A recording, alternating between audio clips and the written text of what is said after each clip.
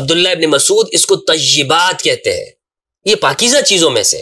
صحیح مسلم کی حدیث، صحابہ کرام بھی متع کیا کرتے ہیں۔ آیا اہل سنت والجماعت کے اندر اس کا کوئی ثبوت ملتا ہے؟ جب نبی صلی اللہ علیہ وآلہ وسلم نے صحابہ کو اجازت دی تو آج کا نوجوان جو اتنے فتنوں کا دور ہے، اس معاشرے کے اندر کتنے فتنے ہیں، تو کیا انہیں اجازت نہیں ملنی چاہیے؟ الحمدللہ والصلاة والسلام علی رسول اللہ وآلہ ومن والاه۔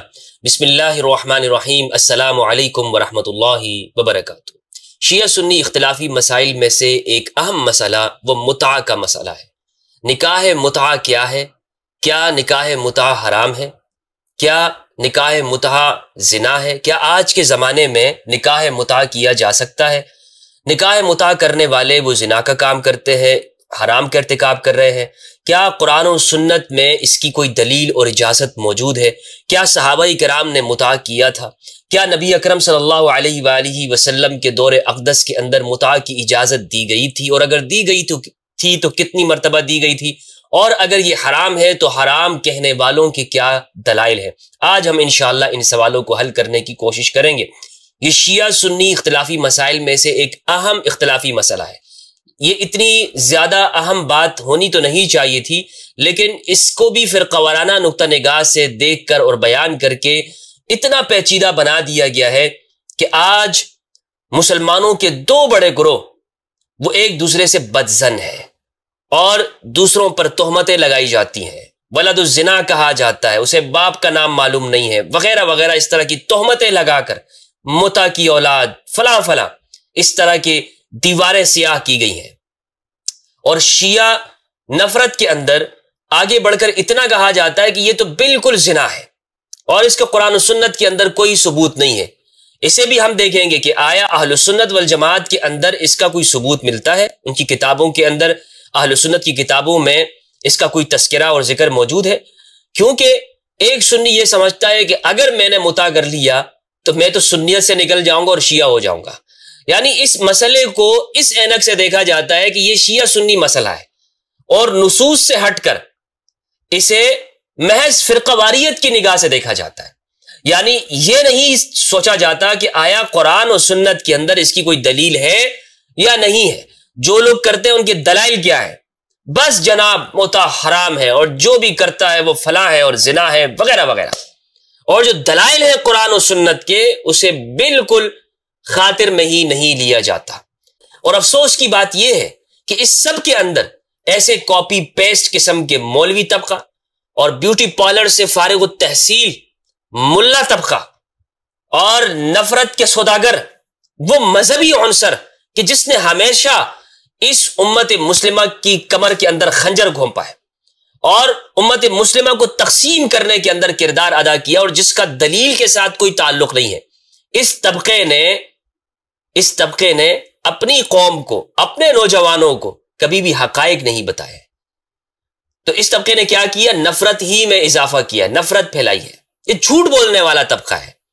یہ طبقہ وہ ہے کہ جس طرح قرآن مجید کے اندر سورہ بقرہ، آل عمران کے اندر بنی اسرائیل کے جو علماء سو ہیں، ان کے احبار اور رہبان، قرآن نے ان کی مذمت کی ہے کہ وہ کتمان حق میں مبتلا ہے، حق کو جانتے ہوئے اس کو بیان نہیں کرتے۔ یہ وہ طبقہ ہے۔ تو سب سے پہلے ہم یہ سمجھیں گے کہ متع کسے کہتے ہیں، یہ نکاح متع ہے کیا۔ دیکھیں، اس میں بنیادی طور پر تو یہ میں بتاتا چلوں کہ اہل سنت کے ہاں اور زیدیہ کے ہاں یہ نکاح متع حرام ہے۔ دیکھیں، ایک شخص اگر کہتا ہے نا حرام ہے تو اس میں کوئی مسئلہ نہیں ہے، لیکن جب اس بات کو سامنے رکھ کر آپ یہ کہیں کہ دوسرا فرقہ وہ ولد الزنا ہے اور اس کا کوئی ثبوت نہیں ہے، تو تب پھر آپ حق سے تجاوز کرنے والے ہیں۔ ورنہ تو ایک چیز کو اگر آپ کہتے ہیں حرام ہے تو بس حرام ہے، اس سے آپ کو کون روکتا ہے؟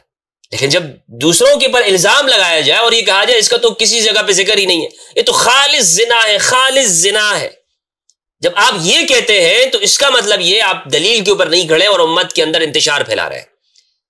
تو میں نے بتایا آپ کو کہ اہل سنت کے ہاں اور زیدیہ کے ہاں جو شیعہ میں سے ہیں، ان کے ہاں نکاح متع جائز نہیں ہے اور حرام ہے، ان کے اپنے دلائل ہیں۔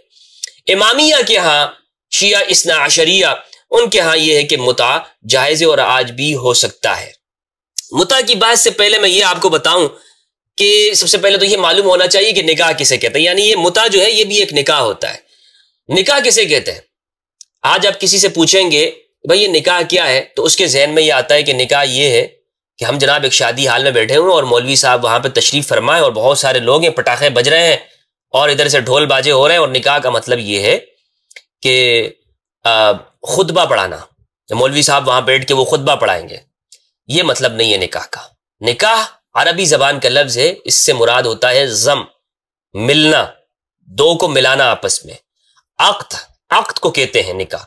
اور اصطلاحی تعریف میں اہل سنت کے ہاں ایجاب اور قبول گواہوں کی موجودگی میں، یہ نکاح ہے. باقی خطبہ دینا یہ مسنون ہے. اگر ایک مجلس میں خطبہ کے بغیر بھی نکاح ہو گیا، دو افراد آپس میں بیٹھے اور وہاں دو مسلمان گواہ موجود ہیں، انہوں نے کہا کہ میں آپ سے شادی کر رہا ہوں، خاتون نے کہا کہ مجھے قبول ہے، میں آپ اتنے مہر کے اوپر گواہ بنا دیے دو مسلمانوں کو، ہو گیا جناب، نکاح ہو گیا. شرعی طور پر یہ میاں بیوی ہیں. یہ گواہ بنانا اصل چیز ہے.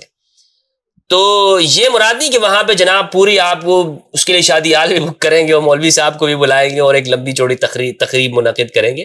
اس لیے میں، جو لوگ مجھے کہتے ہیں کہ جناب مفتی صاحب ہم آپ سے نکاح پڑھانا چاہتے ہیں یا آپ ہمارے نکاح، تو میں ان سے کہتا ہوں آپ کے والدین حیات ہیں، آپ اپنے والدین سے بسم اللہ پڑھائیے، سورہ فاتحہ پڑھیے، محمد وآل محمد صلی اللہ علیہ وآلہ وسلم درود پاک بھیجیے اور ایجاب القبول کرا لیجئے. گواہوں کی موجودگی میں نکاح ہو جائے گا. یہ کیا آپ کر رہے ہیں کہ جناب نہیں مولوی صاحب کو بھی بلاتے ہیں اور وہ فلاں وہ بھی وہاں پر، آپ اسلام میں کوئی پروہت کا نظام نہیں ہے کہ جناب اس کے لیے ایک طبقہ ہو. آپ خود کریں، خود کیوں نہیں کرتے ہیں؟ جب اللہ سبحانہ و تعالیٰ نے آپ کو یہ عقل و شعور دیا ہے اور آپ کو یہ استطاعت دی ہے کہ آپ درود پاک پڑھ سکتے ہیں، خطبہ پڑھ سکتے ہیں، سورہ فاتحہ پڑھ سکتے ہیں، توفیق آپ کو اللہ نے عنایت کی ہے، تو گواہوں کی موجودگی میں اپنے بچوں کے نکاح خود پڑھائیں. ہماری کیا ضرورت ہوتی ہے آپ کو؟ خیر بہرحال خود اب جب آپ مشکل کرنا چاہتے ہیں دین کے اندر تو پھر تو کوئی ذمہ دار نہیں ہے. شیعہ کے ہاں نکاح متع کی جو ڈیفینیشن ہے وہ کیا ہے؟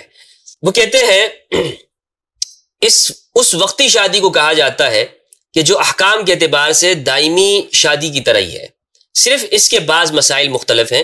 یہ سیستانی صاحب کی کتاب ہے توضیح المسائل، اس کے ہاں موجود ہے، ان کی ویب سائٹ کے اوپر بھی یہ تعریف لکھی گئی ہے کہ یہ وقتی شادی ہے اور صرف تھوڑے سے جو احکام ہیں اس کے مختلف ہیں، باقی یعنی یہ شادی کے ساتھ ملتی جلتی چیز ہے. نکاح مؤقت ہے، یعنی اس میں یہ شرط ہوتی ہے کہ مرد و عورت سے یہ شرط لگاتا ہے کہ میں آپ سے نکاح کر رہا ہوں اتنے وقت کے لیے اور اتنے مہر کے اوپر. اس میں وقت کی قید ہوتی ہے. باقی جو نکاح جو عام طور پر ہوتا ہے، جو ہمارے ہاں عرف میں ہے، نکاح مؤبد جس کو کہا جاتا ہے، اس میں یہ قید نہیں ہوتی کہ میں آپ سے اتنے وقت کے لیے کر رہا ہوں. اگرچہ وہ خواہ نکاح کے بعد ٹوٹ ہی جائے یا ایک دن کے بعد ٹوٹ جائے یا ایک سال کے بعد ٹوٹ جائے، اللہ نہ کرے، لیکن اس کے اندر یہ قید نہیں ہوتی ہے. اور جبکہ یہ نکاح مؤقت ہوتا ہے، نکاح متع جو ہے یہ نکاح مؤقت ہے، اس میں یہ قید ہوگی کہ میں جناب 1 گھنٹے کے لیے، 1 دن کے لیے، 1 سال کے لیے، 1 ماہ کے لیے وہ آپ سے شادی کرنا چاہتا ہوں اتنے مہر کے اوپر.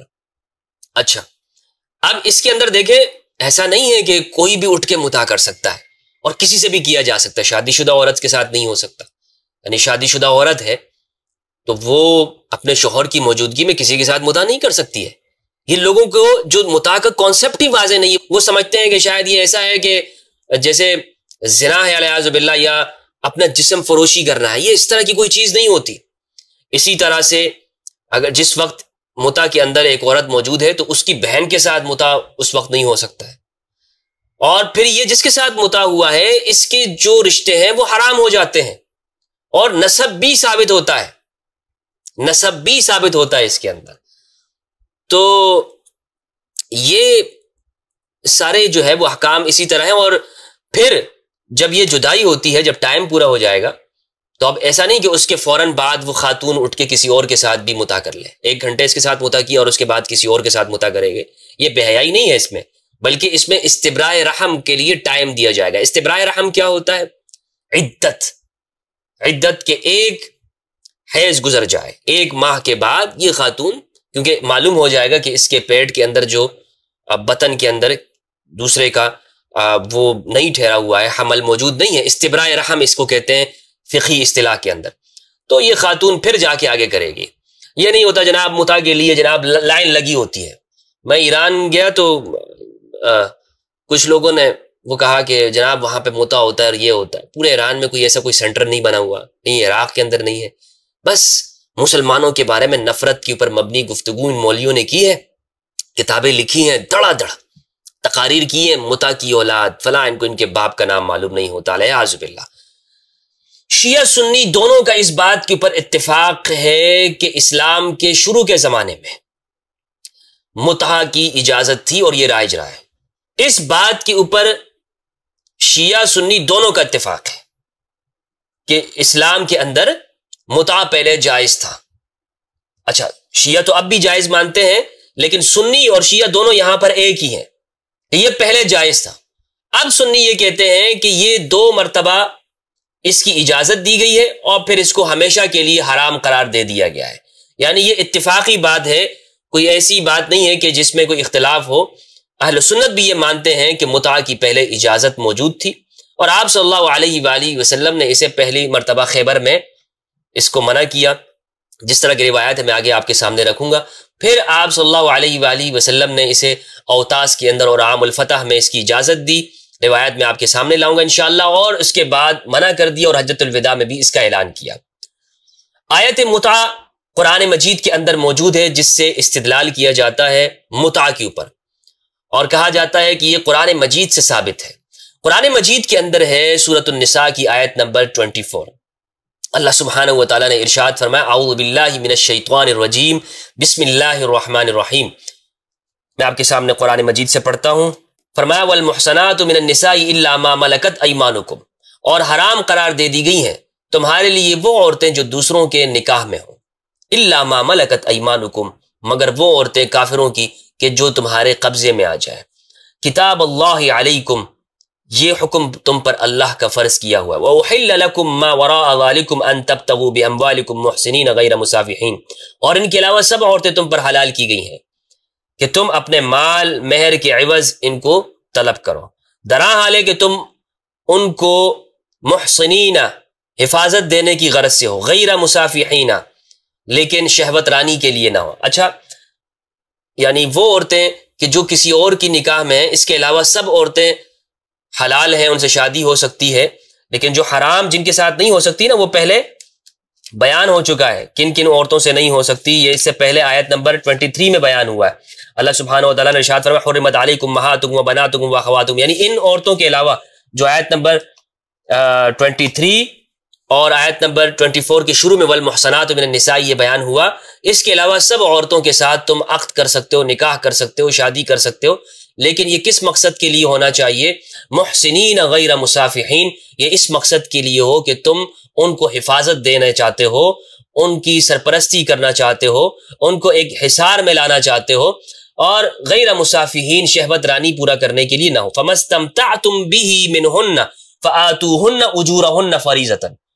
اب یہ جو الفاظ ہیں فمستمتعتم به منہن, اس کے ترجمے میں اختلاف ہے, اور اس آیت سے اہل سنت اس کا ترجمہ کچھ کرتے ہیں اور شیعہ اس کا ترجمہ کچھ لیتے ہیں.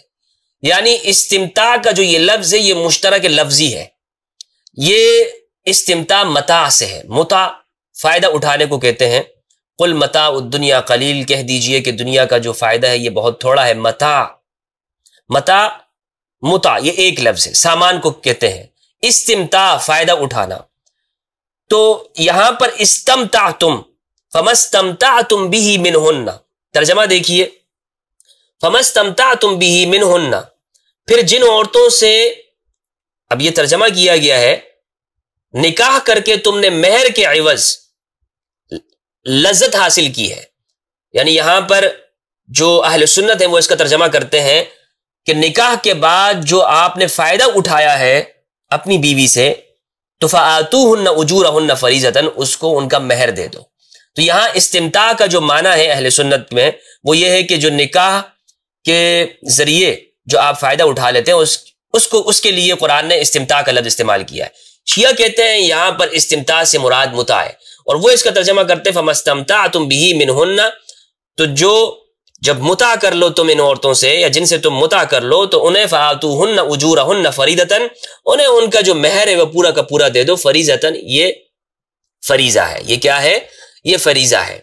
اچھا، اب یہ میں نے آپ کو بتایا کہ یہاں پر یہ دونوں اس ترجمے کے اختلاف کی وجہ سے اور اس لفظ سے یہ اختلاف پیدا ہو گیا، اور یہاں پر ایک یعنی اہل سنت کہتے ہیں کہ یہاں پر اس سے مراد متع نہیں ہے، شیعہ کہتے ہیں یہاں پر اس سے مراد متع ہے۔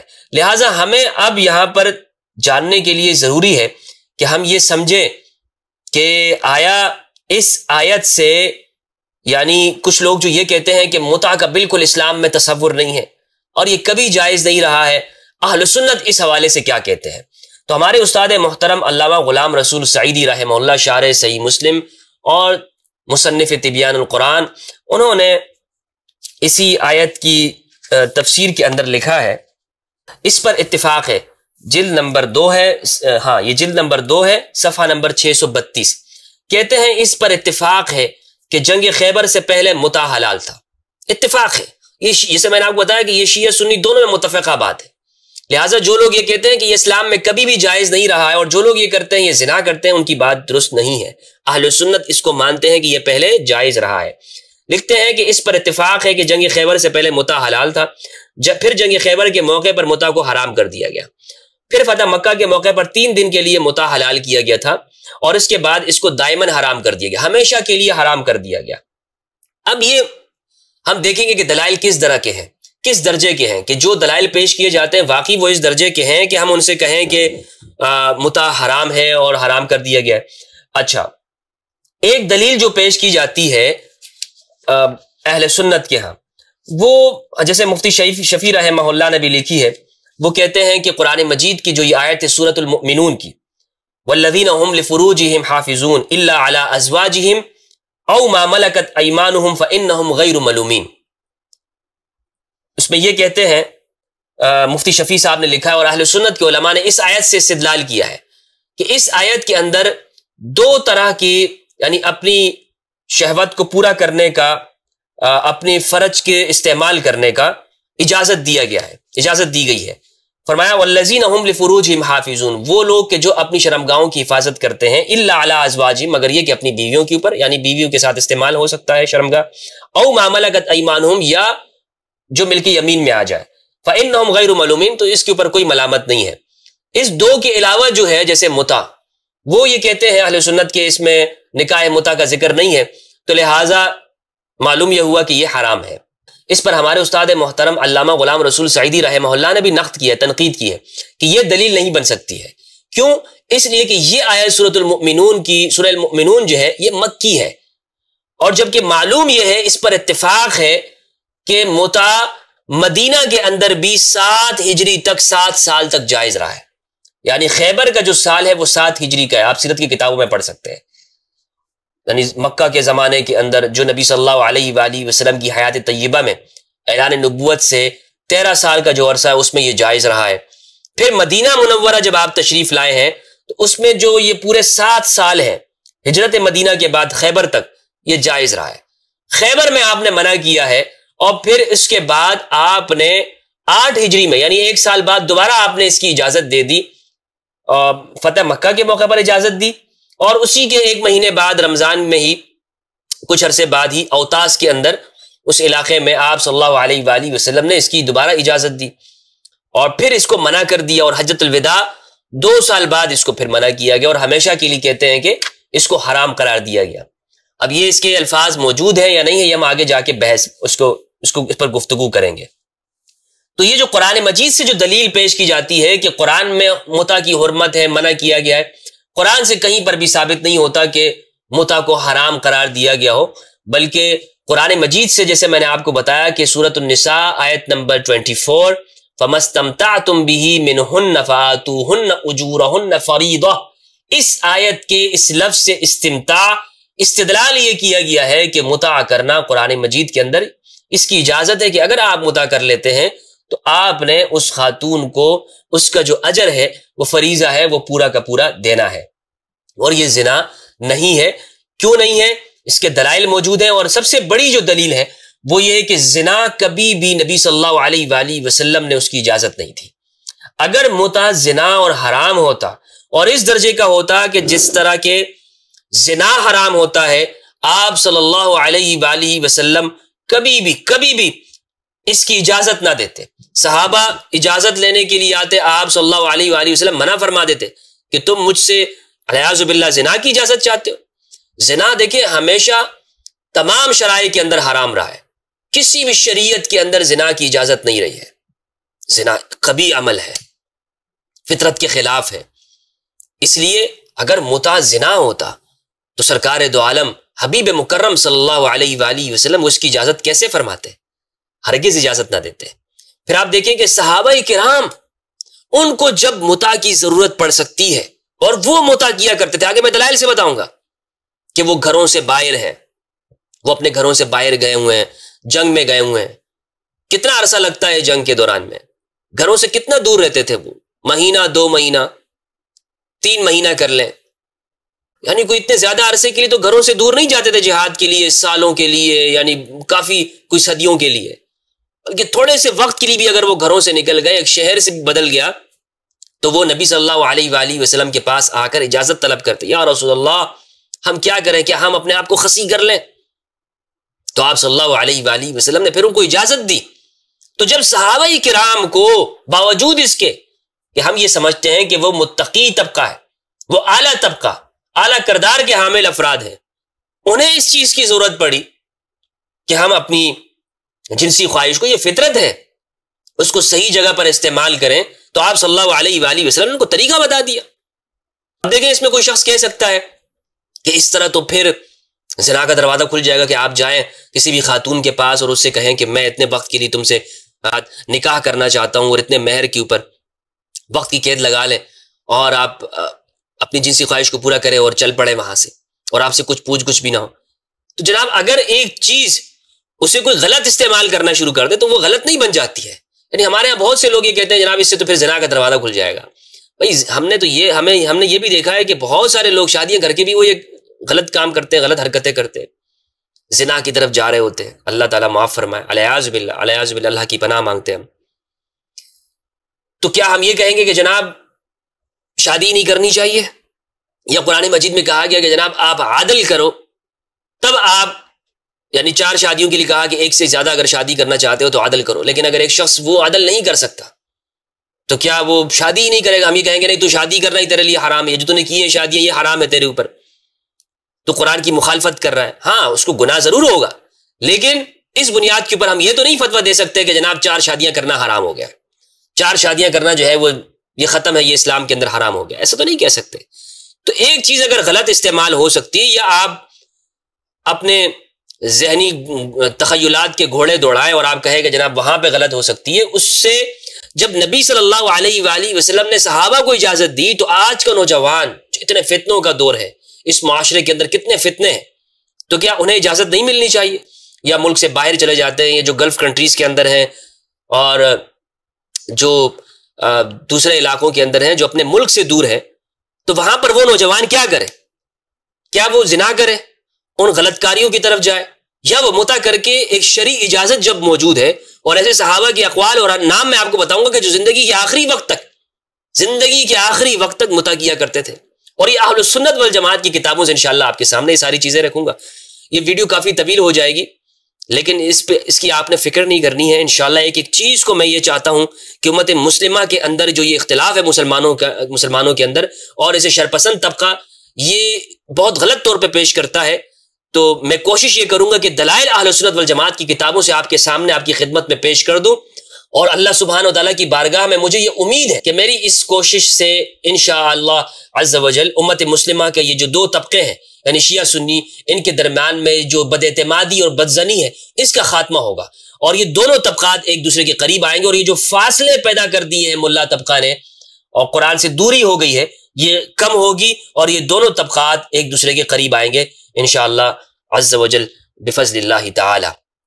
تو اہل سنت کا موقف میں نے آپ کے سامنے بتایا کہ اہل سنت یہ کہتے ہیں کہ یہ جائز نہیں ہے اور یہ حرام ہے. یہ کیا ہے؟ حرام ہے. اب یہ جو حرمت نکاح کی جتنی بھی روایات ہیں یا واقعات بیان کیے جاتے ہیں یہ انتہائی مسترب ہے. ان کو جب میں نے جمع کیا تو تقریباً 7 مرتبہ مجھے معلوم یہ ہوا کہ یہ تحلیل اور تحریم کے واقعات ہیں اس کے, یعنی 7 مرتبہ یہ حلال ہوا اور 7 مرتبہ حرام ہوا ہے. جتنی بھی روایات ان سب کا جب استقصاء کیا ہے، ان کو جمع کیا ہے، تو میرے سامنے جو چیز آئی ہے وہ یہ ہے کہ ایک مرتبہ تو آپ صلی اللہ علیہ وآلہ وسلم نے خیبر کے موقع پر اس کو حرام کیا. کبھی روایات میں آتا ہے کہ غزوہ اوطاس پہ حرام ہوا، فتح مکہ کے قول موجود ہے، اسی طرح حجۃ الوداع کا قول موجود ہے، غزوہ تبوک کی روایت بھی آتی ہے، عمرہ قضاء کی بھی آتی ہے کہ عمرہ قضاء کے اندر آپ صلی اللہ علیہ وآلہ وسلم نے اس کو حرام قرار دیا، اور یہ 7 مرتبہ حلال و حرام ہوا ہے. اس بات کو قرطبی نے اپنی تفسیر جلد نمبر 3 صفحہ 145 پر لکھا ہے کہ یہ 7 مرتبہ حلال اور 7 مرتبہ حرام ہوا ہے. کہ دوسرے علماء جنہوں نے متع کے متعلق احادیث کو جمع کیا، انہوں نے کہا کہ یہ 7 مرتبہ تحلیل و تحریم کا تقاضا کرتی ہیں. یعنی 7 مرتبہ یہ حلال ہوا اور 7 مرتبہ یہ حرام ہوا، اس کو منع کیا گیا. ابن ابی عمرہ سے مروی ہے کہ یہ ابتداء اسلام میں جائز تھا، جس طرح میں نے آپ کو بتایا. حضرت سلمہ ابن اکوا سے روایت ہے کہ یہ اوطاس کے سال حلال تھا. حضرت علی کی روایت میں اس کی حرمت خیبر کے دن ہوئی. حضرت ربیع بن سمرہ کی روایت سے ثابت ہوتا ہے کہ فتح مکہ کے دن اس کی اباحت تھی. تو مختلف اقوال قرطبی رحمہ اللہ نے ذکر کیے ہیں، وہ آپ صفحہ نمبر 143 جلد نمبر 100 میں دیکھ سکتے ہیں. اچھا، قرآن مجید کی جو یہ آیت ہے سورہ نساء کی آیت نمبر 24، اس کی تفسیر میں اہل السنت والجماعت کے تمام مفسرین نے اس مسئلے کو ڈسکس کیا ہے.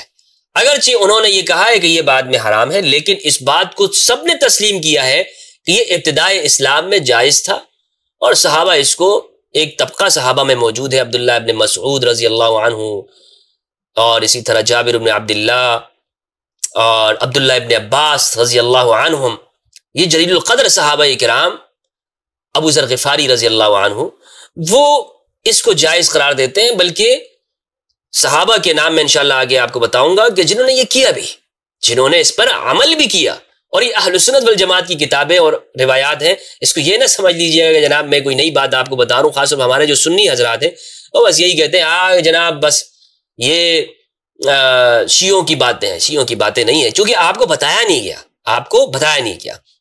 قرطبی رحمہ اللہ نے صفحہ نمبر 144 پہ لکھا ہے، صفحہ نمبر 142 کے اوپر، یہ اردو ترجمہ ہے، یہاں پہ آپ بھی پڑھ سکتے ہیں. کہتے ہیں جمہور علماء نے کہا کہ نکاح متع ابتدائی اسلام میں جائز تھا.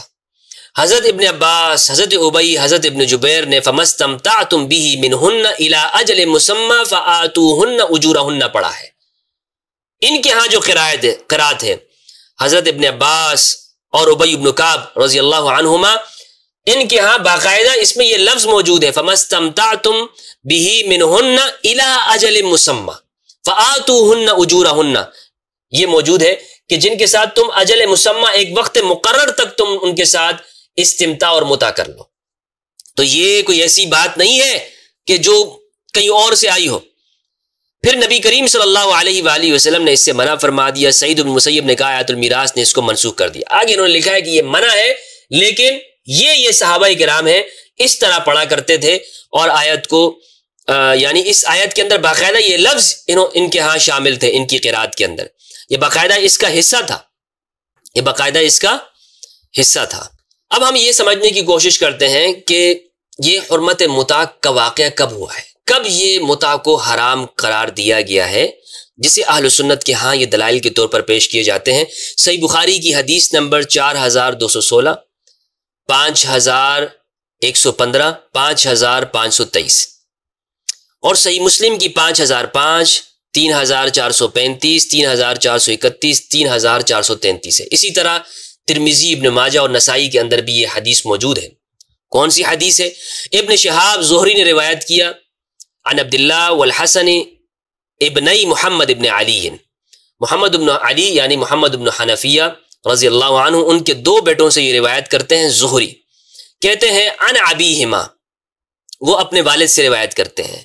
عن علی، اور محمد بن حنفیہ روایت کرتے ہیں امام علی علیہ السلام سے، علی رضی اللہ عنہ سے. فرماتے ہیں نہا رسول اللہ صلی اللہ علیہ وآلہ وسلم عن المتعۃ عام خیبر، رسول اللہ صلی اللہ علیہ وآلہ وسلم نے متعہ سے خیبر کے سال منع فرمایا. یہ سیدنا علی رضی اللہ عنہ کی روایت ہے. وعن لحوم حمر الانسیہ، اور اسی طرح پالتو گدھوں کے گوشت کے استعمال سے، کھانے سے منع فرمایا. یہ کس سال؟ خیبر کے سال. تو سیدنا علی سے کوئی ایسی روایت نہیں ہے کہ جس میں یہ ہو کہ آپ صلی اللہ علیہ وآلہ وسلم نے اسے ہمیشہ کے لیے حرام قرار دیا، بلکہ یہ بات ثابت ہے کہ خیبر کے موقع پر آپ صلی اللہ علیہ وآلہ وسلم نے اس کو منع فرمایا ہے، اور یہ روایت بالکل صحیح ہے۔ اس کی دیگر حکمتیں ہو سکتی ہیں کہ وہاں پر خیبر کے موقع پر چونکہ یہودیوں کا علاقہ تھا، مختلف وجوہات اس کی بیان کی جا سکتی ہیں، لیکن امام علی علیہ السلام سے یہ روایت موجود نہیں ہے کہ یہ حرمت ابدی تھی، یہ حرمت ابدی تھی، ایسی کوئی روایت موجود نہیں ہے۔ اچھا، جو روایتیں ہیں وہ دیگر صحابہ سے ہیں۔ اسی طرح مسند احمد کی حدیث نمبر 16552 ہے، یہ روایت ہے ایاس ابن سلمہ ابن الاکوع سے، وہ اپنے والد سلمہ ابن الاکوع سے روایت کرتے ہیں۔ وہ فرماتے ہیں رخص رسول اللہ صلی اللہ علیہ وآلہ وسلم فی متعۃ النساء عام اوتاس 3 ایام ثم نہا عنہا۔ سلمہ ابن الاکوع کہتے ہیں کہ نبی صلی اللہ علیہ وآلہ وسلم نے عام اوتاس کے اندر خواتین کے ساتھ متع کرنے کی اجازت دی تھی، رخص اجازت دی تھی آپ صلی اللہ علیہ وآلہ وسلم نے عام اوتاس کو 3 ایام 3 دنوں کے لیے۔ عام اوتاس یہ فتح مکہ کے قریب ہی ہے، یعنی فتح مکہ کے اس کو عام اوتاس بھی آپ کہہ سکتے ہیں، اوتاس کی طرف، یعنی یہ وہی ایام ہے۔ ثم نہا عنہا، پھر آپ صلی اللہ علیہ وآلہ وسلم نے اس سے منع فرما دیا۔ یہ دوسری روایت ہے کہ جس سے یہ معلوم ہوتا ہے کہ آپ صلی اللہ علیہ وآلہ وسلم نے منع فرمایا، لیکن اس میں بھی یہ کہیں نہیں ہے کہ یہ حرمت ہمیشہ کے لیے تھی، یہ حرمت ہمیشہ کے لیے تھی۔ تیسری روایت ہے عبد الملک ابن ربیع ابن صبرہ الجہنی سے، وہ اپنے والد سے روایت کرتے ہیں، یعنی ربیع ابن صبرہ سے، وہ روایت کرتے ہیں عن جدی اپنے دادا یعنی صبرہ الجہنی سے، وہ کہتے ہیں امرنا رسول اللہ صلی اللہ علیہ وآلہ وسلم بالمتعۃ عام الفتح حین دخلنا مکہ، کہ نبی صلی اللہ علیہ وآلہ وسلم نے ہمیں فتح مکہ کے سال ہمیں متع کرنے کی اجازت دی تھی، ہمیں متع کرنے کی اجازت دی تھی۔ ثم لم نخرج منها حتى نهانا عنها، پھر یہاں تک کہ ہم مکہ سے نکلے نہیں تھے کہ آپ صلی اللہ علیہ وآلہ وسلم نے اس سے منع فرما دیا، اس سے منع فرما دیا۔ تو اس میں بھی آپ دیکھیں کہ کہیں پر یہ نہیں ہے کہ آپ نے یہ فرمایا کہ یہ ہمیشہ کے لیے اس کو منع قرار دیا گیا ہے، اس میں بھی یہ ہے کہ آپ نے ایک موقع پر اس کو جائز قرار دیا۔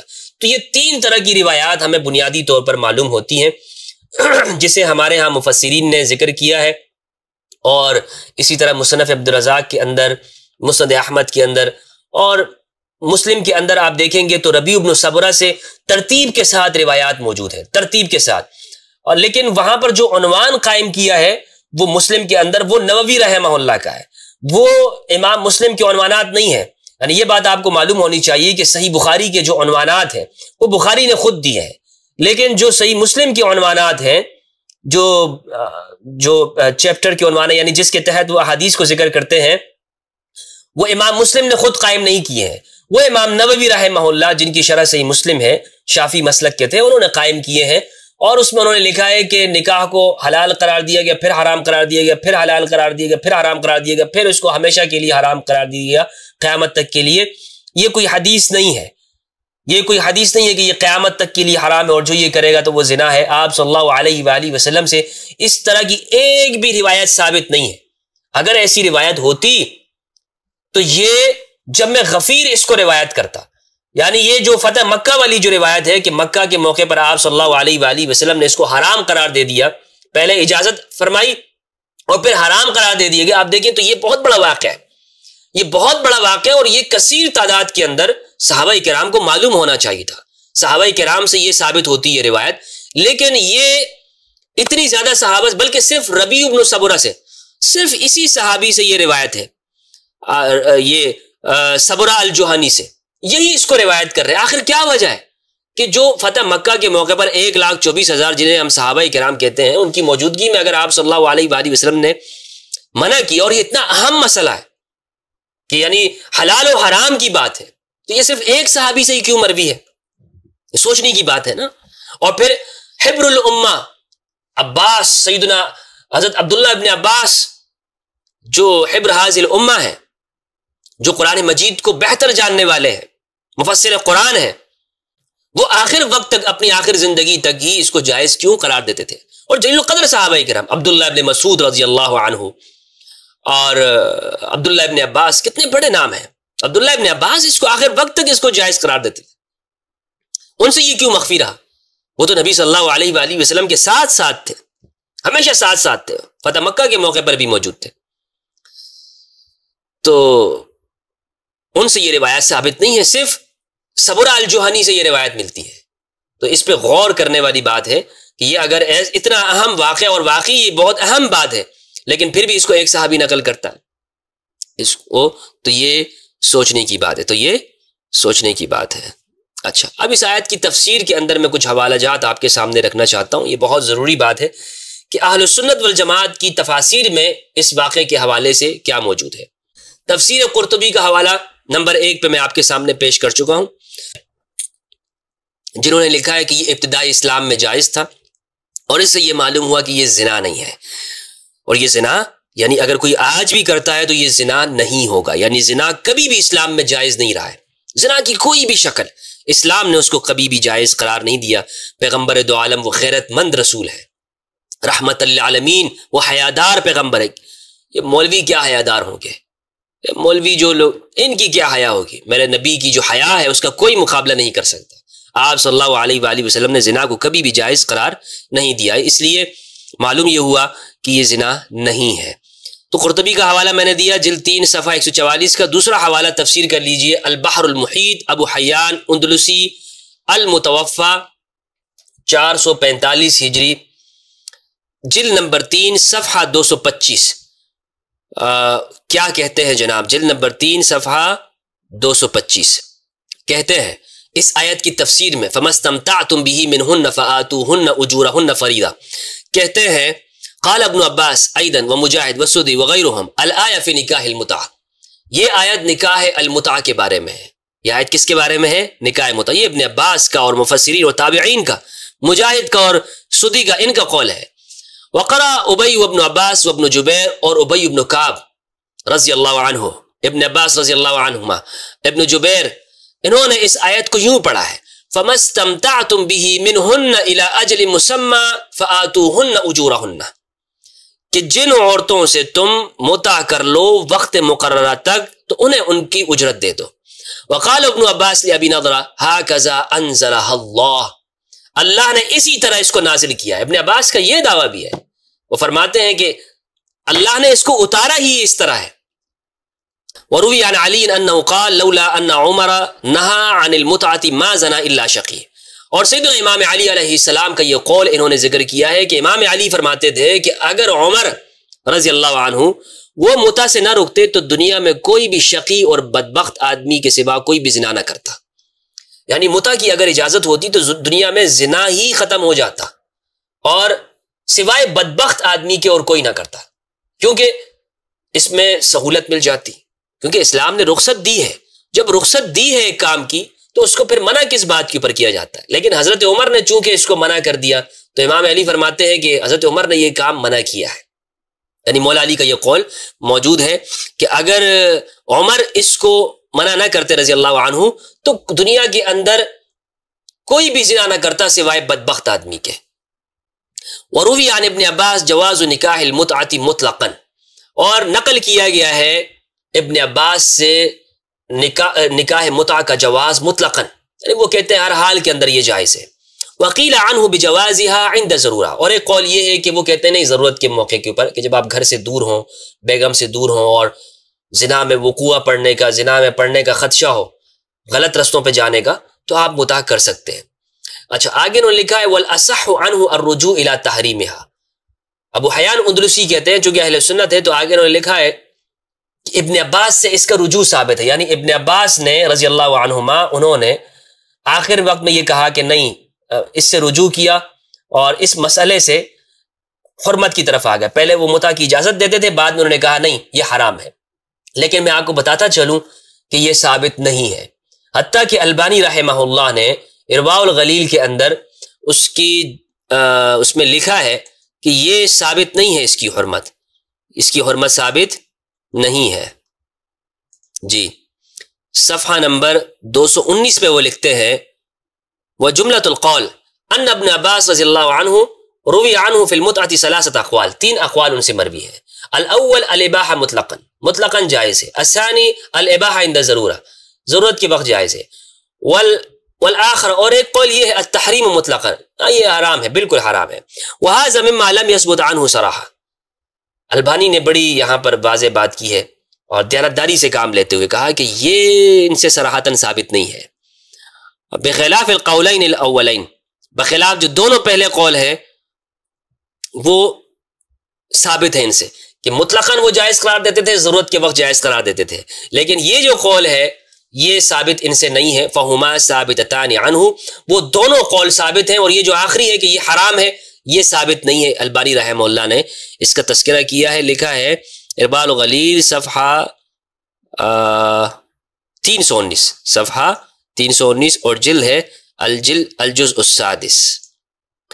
اس کے بعد تفسیر ہے جناب، تفسیر طبری، محمد بن جریر الطبری المتوفى 310 ہجری، جلد نمبر 8، صفحہ 176. اس آیت کی تفسیر میں یہ کہتے ہیں وقال آخرون، دوسرے لوگوں نے کہا ہے بل معنی ذالک، اس کا معنی یہ ہے فما تمتعتم به منہن باجر تمتع اللذۃ لا بنکاح مطلق على وجه النکاح الذي يكون بولی وشہود ومہر. کہتے ہیں کہ کچھ لوگوں نے اس کا کہا ہے، پہلا قول انہوں نے اوپر ذکر کر دیا کہ اس سے مراد نکاح مؤبد ہے. دوسرا یہ کہتے ہیں کہ کچھ لوگ اس سے نکاح متع مراد لیتے ہیں اس آیت سے، استمتاع سے. ذکر من قال ذلك، کن لوگوں نے یہ بات کہی ہے. پھر آگے انہوں نے اس کے اوپر باقاعدہ تفسیر کی، روایات پیش کی ہے. کہتے ہیں حدثنا محمد بن الحسین قال حدثنا احمد بن فضل قال حدثنا اسبات عن سدی فما استمتعتم به منهن الى اجل مسمى فآتوهن اجورهن فریضہ ولا جناح علیکم فیما تراضیتم به من بعد الفریضہ. یہ آیت ہے. وہ اس آیت کو اس طرح پڑھتے تھے، یعنی آج جو آیت ہمارے سامنے ہے فما استمتعتم به منهن فآتوهن اجورهن فریضہ الى اجل مسمى، اس کے اندر الفاظ نہیں ہیں. ان کے جو الفاظ تھے سدی کے، اس میں یہ موجود تھے. فهذه المتعہ، وہ کہتے تھے یہ متعہ ہے. الرجل ينكح المرأة بشرط الى اجل مسمى، آدمی کسی عورت سے نکاح کرتا ہے الى اجل مسمى، وقت مقررہ کے لیے، یہ نکاح متع ہوتا ہے. ويشهد شاہدین، اور دو گواہ بناتا ہے وہاں پہ. وينكح باذن وليها، اور اس کے ولی اور سرپرست کی اجازت سے متع ہوتا ہے. ایسا نہیں ہے کہ جناب کسی سے بھی آپ متع کر لیں اور وہ باقرہ، بلکہ اس کے لیے اجازت لینا شرط ہے. اس شیعہ کی کتابوں کے اندر لکھا ہوا ہے. توضیح المسائل آپ دیکھ لیں انٹرنیٹ کے اوپر، انٹرنیٹ کا زمانہ ہے. کیوں جھوٹ بولتے ہیں آپ کہ نہیں کوئی عورت بھی جائے گی وہ اجازت نہیں لے گی؟ باقاعدہ اجازت کے ساتھ ہوتا ہے. تو نکاح میں ہوتا کیا ہے؟ صرف یہ بات ہے کہ اس میں موقت ہے اور وہاں پر وقت کی قید نہیں ہوتی. یہ فرق ہے، یہ فرق ہے اس کے اندر. وَيَشْهَدُ شَاهِدَيْنِ، اچھا الى اجل مسمى ويشهد شاہدین، اور دو گواہ بناتا ہے. وينكح باذن وليها، اور اس کے ولی کی اجازت سے نکاح کرتا ہے. واذا انقضت المدة، اور جب مدت پوری ہو جاتی فليس له عليها سبيل، تو اس کے بعد اس کے ساتھ کوئی معاملہ اس کے لیے ضروری نہیں ہے. وهي منه بریہ، اور اس کا تعلق اس سے ختم ہے. وعليها ان تستبرئ ما في رحمها، لیکن یہ بات ہے کہ یہ عدت گزارے گی اور اپنا استبراء رحم کرے گی. وليس بينهما میراث، میراث نہیں ملے گا. ليس يرث واحد منهما صاحبه، اس میں سے کوئی شخص اپنے دوسرے کا وارث نہیں بنے گا. اگلی روایت انہوں نے ذکر کی ہے حدثني محمد بن عمرو قال حدثنا ابو عاصم عن عیسى عن ابن ابی النجیح عن مجاہد فما استمتعتم به منهن قال یعنی نکاح المتع، تو اس سے مراد نکاح المتع ہے. مجاہد کی روایت ذکر کی ہے. صفحہ نمبر 177 کے اوپر ذکر کرتے ہیں اعطانی ابن عباس مصحفا فقال هذا على قراءة ابی، ابن عباس نے مجھے مصحف دیا، قرآن دیا، اور کہا کہ یہ ابی ابن کعب کی قراءت کے مطابق ہے. قال ابو قریب کہتے ہیں قال یحییٰ نے کہا فرأیت المصحف، میں نے مصحف کو دیکھا، فیہ اس میں تھا فما استمتعتم به منہن الی اجل مسمى، اس میں یہ اس طرح موجود تھی یہ آیت. آگے انہوں نے لکھا ہے اسی صفحے کے اوپر حدثنا ابن المثنى قال حدثني عبد الاعلى قال حدثني داود عن ابي نضرة، ابو نضرہ سے روایت ہے، وہ کہتے ہیں کہ میں نے ابن عباس سے متع کے بارے میں پوچھا تو انہوں نے مجھ سے اسی طرح بیان کیا کہ یہ آیت اس طرح ہے، یعنی الی اجل مسمى اس آیت کے اندر موجود ہے. اچھا، ابو نضرہ سے ایک روایت ہے، وہ کہتے ہیں کہ میں نے یہ آیت ابن عباس کے سامنے پڑھی فما استمتعتم به منہن، اور اس میں نے یعنی یہ آیت جب پڑھی جس طرح آج قرآن میں موجود ہے، اور اس میں الی اجل مسمى کے الفاظ نہیں پڑھے، تو ابن عباس نے آگے سے کہا الی اجل مسمى، او بھائی تم نے الی اجل مسمى کو چھوڑ دیا ہے. قال قلت، وہ کہتے ہیں ابی نضرہ کہ میں نے کہا ما اقرأها كذلك، میں تو اس طرح نہیں پڑھتا ہوں. قال، تو ابن عباس نے کہا واللہ لانزلها اللہ كذلك، ثلاث مرات، ابن عباس نے 3 مرتبہ کہا واللہ لا انزلہ اللہ کذالک، واللہ لا انزلہ اللہ کذالک، اللہ نے اس کو اتارا ہی ایسے ہے، اللہ نے اس کو اتارا ہی ایسے ہے کہ جس طرح میں اس کو پڑھ رہا ہوں، الی اجل مسمی۔ ابن عباس اس پہ قسم بھی کھا رہے ہیں، ابن عباس اس پہ قسم بھی کھا رہے ہیں۔ اسی طرح امام علی علیہ السلام کا یہ قول ذکر کیا ہے، طبری کے اندر بھی موجود ہے، اور طبری کی جو یعنی طبری سب سے قدیم مفسر ہیں اہل سنت کے اندر، 310 ہجری، 4 صدی ہجری کے ہیں، سب سے اول یعنی تفسیر کرنے والے، حدیث کو ساتھ لے کر چلنے والے یہ محمد بن جریر الطبری ہیں۔ انہوں نے یہاں پر امام علی علیہ السلام کا یہ قول ذکر کیا ہے جو میں نے آپ کو البحر المحیط کے حوالے سے ذکر کیا۔ کیا امام علی نے فرمایا لولا ان عمر رضی اللہ عنہ نہا عن المتعۃ ما زنا الا شقی، اگر حضرت عمر اس متع سے نہ روکتے تو کوئی بھی زنا نہ کرتا سوائے بدبخت کے، لیکن حضرت عمر نے اس سے پھر اپنے زمانے میں منع کیا۔ حضرت عمر نے بھی جو منع قرار دیا تو وہ کس بنیاد کے اوپر ہے وہ میں آگے آپ کو بتاؤں گا، وہ انتظامی بنیادوں کے اوپر تھا، کیونکہ اللہ کے رسول کے سوا کسی شخص کو یہ اختیار نہیں ہے کہ وہ کسی چیز کو حلال کرے یا حرام کرے، یہ کسی کو اختیار نہیں ہے، نہ کسی صحابی کو نہ کسی اور کو کہ کسی چیز کو وہ حلال کر سکے، ٹھیک ہے، اس پہ امت کا اجماع ہے، کسی کو یہ مجال ہی نہیں ہے کہ وہ شرعی حکم کو حلال کر دے یا حرام کر دے۔ ہاں یہ بات ضرور ہے کہ ایک شرعی حکم کو انتظامی طور پر اس پہ عمل درآمد کے حوالے سے اس وقت کے حالات کے تناظر میں کسی وقت کے لیے روک لگائی جا سکتی یا نہیں لگائی جا سکتی، یہ ایک اختلافی مسئلہ ہے۔ حضرت عمر رضی اللہ تعالیٰ عنہ کے بہت ساری چیزیں اس طرح کی ہیں، اس وقت میں آپ نے انتظامی طور پر کچھ معاملات اور کام اس طرح کیے تھے کہ جو وقتی طور پر آپ یہ کہہ سکتے ہیں کہ اس کو منع قرار دیا، لیکن ہمیشہ کے لیے حرام قرار دینا اور کسی چیز کو زنا قرار دینا یہ تو حضرت عمر کے اختیار میں بھی نہیں ہے نا بھائی، یعنی یہ تو صرف رسالت مآب صلی اللہ علیہ وآلہ وسلم سرکار دو جہاں کا یہ منصب ہے اور کسی کا بھی منصب یہ نہیں ہے۔ اسی طرح تفسیر ماوردی، تفسیر النکت والعیون، ماوردی رحمہ اللہ کی تفسیر جو ہے جلد نمبر 1 صفحہ 471، یہ بھی المتوفہ 450 ہجری ہیں، ان کی تفسیر ہم دیکھتے ہیں انہوں نے کیا لکھا ہے۔ ماوردی رحمہ اللہ کہتے ہیں فَمَسْتَمْتَعْتُمْ بِهِ مِنْهُنَّ فَآتُوهُنَّ وُجُورَهُنَّ فَرِيدًا أي آتُوهُنَّ صَدَقَاتِهِنَّ مَعْلُومًا، وهذا قول مجاہد والحسن وأحد قولي ابن عباس۔ ابن عباس کا قول یہ ہے کہ اس سے مراد یعنی آپ ان کو مہر ان کا دیں۔ والقول الثانی انها المتع الى اجل مسمى من غیر نکاح، کہ بغیر نکاح کے یہ نکاح متع یہاں پہ مراد ہے، اس کو نکاح متع کہتے ہیں۔ قال ابن عباس كان في قراءة ابی ابن کعب کی قراءت میں تھا فما استمتعتم به منهن الى اجل مسمى، وہی بات جو میں نے آپ کو بتا دی، آپ کے سامنے میں نے پیش کر دی، طبری اور البحر المحیط کے حوالے سے آپ کے سامنے رکھی ہے، وہی بات انہوں نے بھی کی ہے۔ اسی طرح تفسیر الدر المنثور جلد 4 صفحہ 328، جلال الدین السیوطی رحمہ اللہ نے بھی اس کے اوپر تفصیلی بحث کی ہے، ان کی بھی تاریخ وفات ہے المتوفہ 911 ہجری، 10ویں ہجری کے، یہ بڑے مفسر ہیں، عالم دین ہیں، محدث ہیں، انہوں نے بھی ابن عباس کی قرات کا ذکر کیا ہے۔ صفحہ 328 اگر آپ دیکھیں گے تو بہت عمدہ گفتگو انہوں نے اس کے اوپر کی ہے، صفحہ 328 کے اوپر۔ قال ابن عباس آیت کی تفسیر میں کہتے ہیں فَمَا اسْتَمْتَعْتُمْ بِهِ مِنْهُنَّ إِلَىٰ أَجَلٍ مُّسَمًّى فَقُلْتُ، میں کہتا ہوں مَا نَقْرَؤُهَا كَذَلِكَ۔ اچھا یہ وہی بات ہے، ابھی نظرہ نے کہا کہ میں تو اس آیت کو اس طرح پڑھتا ہوں فَمَا اسْتَمْتَعْتُمْ بِهِ مِنْهُنَّ، اس پہ تو إِلَىٰ أَجَلٍ مُّسَمًّى نہیں کہتا ہوں، تو ابن عباس نے کہا وَاللَّهِ لَأَنزَلَهَا اللَّهُ كَذَلِكَ، اللہ نے اس کو اتارا اسی طرح تھا۔ اسی طرح ابن عباس کے یہ اقوال پیش کیے ہیں کہ ابن عباس کہتے تھے کہ ابی ابن کعب کی روایت میں اس کے اندر یہ الفاظ موجود تھے الی اجل مسمى، اور اس کے اوپر بہت سی روایات انہوں نے آگے اس کو ذکر کی ہیں۔ اخرج عبد بن حمید و ابن جریر ام مجاہد سے نقل ہے، وہ کہتے ہیں فما استمتعتم به منهن قال یعنی نکاح المتع، وہ کہتے ہیں اس سے نکاح متع مراد ہے، اس سے نکاح متع مراد ہے۔ اخرج عبد الرزاق و ابن ابی شیبہ والبخاری و مسلم عن ابن مسعود رضی اللہ عنہ، عبداللہ ابن مسعود رضی اللہ عنہ کی روایت نقل کی ہے انہوں نے عبدالرزاق مصنف عبدالرزاق کے حوالے سے، بخاری ابن ابی شیبہ اور مسلم کے حوالے سے، کہتے ہیں یعنی یہ بخاری مسلم کی متفقہ روایت ہے۔ فرماتے ہیں عبداللہ ابن مسعود کہتے ہیں کنا نغزو مع رسول اللہ صلی اللہ علیہ وآلہ وسلم ولیس معنا نساؤنا، ہم نبی صلی اللہ علیہ وآلہ وسلم کے ساتھ جہاد کرتے تھے اور ہمارے ساتھ ہماری بیگمات نہیں ہوتی تھی۔